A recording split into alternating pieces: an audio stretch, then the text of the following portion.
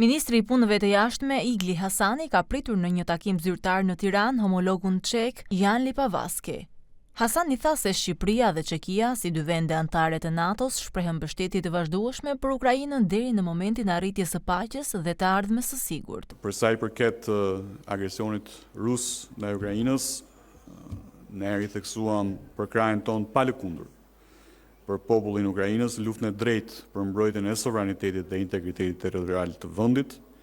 Mbështetja jonë, si edhe dy vende anëtare të NATO-s, do të vazhdojë e pandërprerë, deri në arritjen e një paqe të qëndrueshme, e cila do t'i ofrojë Ukrainës mundësinë për të ndërtuar një ardhmë të sigurt dhe të qëndrueshme.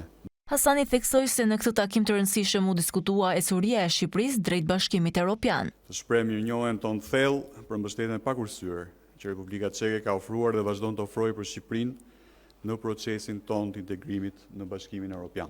Biseda mes dy ministrave të jashtëm u përqendrua gjithashtu në fusha të ndryshme të bashkëpunimit midis dy vendeve dhe tek dinamikat e rajonit të Ballkanit Perëndimor.